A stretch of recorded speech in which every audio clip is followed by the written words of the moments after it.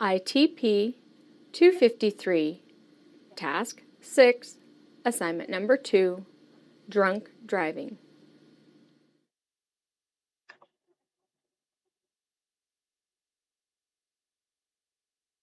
Hi, my name is Elizabeth, and I'm going to tell you a little bit about my story. Every day, every 30 minutes, somebody dies from drunk driving. Every 30 minutes, that's scary. Just think about that. If you drive for 1 hour, that means that two people have died, and if for an hour and a half, three people, and so on and so forth. One specific story was a man named Michael who went to the bars with some friends and for a couple drinks.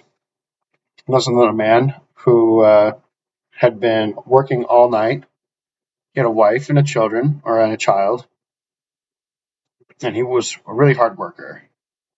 So Michael went out, he was drinking a little bit, he drank a little bit too much, and he decided, all right, I'm going to get out of here. And his friends kind of looked at him and said, well, you've been drinking a little bit. And he said, oh, I'm fine, give me the keys, I'll be all right. And he gets in his car, and it's a new car, and he doesn't have insurance on it. And he said, it's fine, I'm fine to drive. So they give him his keys, and he jumps on and gets in his car. Now, this other man had been riding a bike. So he put a bike flag in there. He would make sure he had all the safety gear. He was really safe. Michael was just absolutely drunk. He was driving all over the road, and he ended up hitting my father, who was the man on the bicycle. That's my father right there. And that's me, just a little baby.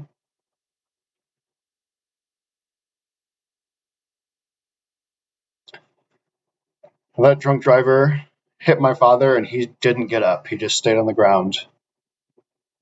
And, my mom was at home sleeping. We have a big family and a dog, and usually about 1 in the morning, the dog would jump up and, start running around, and we would know that my dad had come home every single night.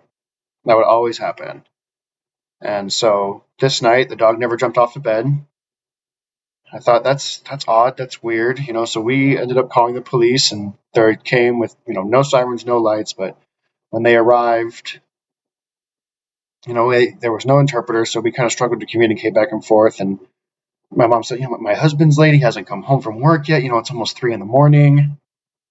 Cop looks at him, and he realized, oh, that's the guy that got hit from the bike. So he kind of mentions and did his best to communicate, hey, you should come to the hospital with us. So they are trying to figure out how to do things, and say you need to go to the hospital after they finally contacted an interpreter. So we go to the hospital, and we see that my dad had been in the crash and that he was in a coma. And they'd asked us, hey, do you have kids? And he said, yeah, I have a 4-year-old and a 3-month-old. And I said, oh, that's awful. Your husband just went. We need to go find an interpreter. And so finally, an interpreter came back and explained all that information about my dad, and he'd been hit by a drunk driver, and he's in a coma now. And we don't know if he's going to wake up. Right now, his brain is swollen, and there's a lot of fluid in the brain. He might need surgery for it to reduce the swelling, but we're just sitting there, like we're just overwhelmed with all this information. Now he's on life support and all these different machines, and all these people are working on him, and it was just so sudden, and it's hard to explain that to two children. And we talked to other family members and just decided that we're not going to keep him living on machines, and we're talking about unplugging him. And how do you explain that to two little children? Even just explaining the world to 3 little babies is hard enough. And it's hard to describe to a 4-month-old boy or a 4-year-old boy that your father is just gone. And we'd say, oh yeah, like where's dad? Like which? And we would say he's living with Jesus. And he'd say, oh, like he's with Jesus, like he's at work. And they say, no, he's dead, like he's with Jesus now. And when my brother went to the funeral, he saw, and he said, "Oh, that's my dad's sleeping. Like, dad's sleeping." And he said, "No, well, I mean, yeah, he's asleep, but he's never going to wake up again." And he said, "Come on, just wake up." And when they um, when they finally buried him and put him in the ground, and it's still hard to just continue explaining to a child that their parent is gone, and saying, he's in the ground, his body is in the ground, and now he's a spirit and he's gone. So seeing my brother, work with that kind of hard understanding of the world, it was such a struggle for me. And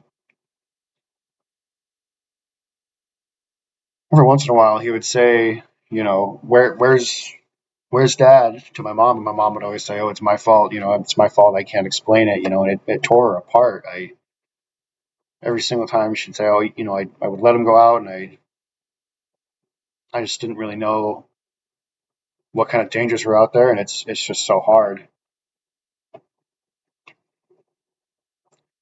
So that's really what just kind of tore my mother apart. And it wasn't. I mean, my life seemed normal growing up without a father, but um, one day, I was about 10 years old, and we went to go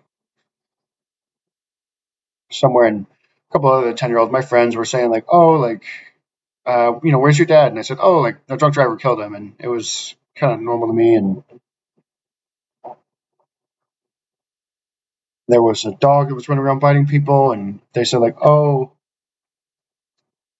my friends had a dog. The dog ended up dying," and they said, "Oh, this is just like your dad, right?" And I'm like, "Well, that's not normal because I grew up without a father, and I always grew up wondering who's my dad, who's my father, who is he?" And it was hard for me to ask people, who's my dad, what was he like? But you can't really bring that up just randomly. You'd have to. It's kind of hard to just start the subject with, "Hey, do you know my dad?" Or what kind of guy was he, and was he good at school or good at other things? And so when I graduated from high school, I had just before I graduated high school, we were having a lecture, and it was kind of like a parents' day situation. And they eventually said, when you go to college, you'll graduate and celebrate. And there's I realized that like my dad isn't going to be sitting in the audience watching me succeed. And I all these things that I like finally started to realize growing up without a father. And I just don't know who he was, and I don't know any of his stories. And all because somebody decided to drink and drive and kill my dad.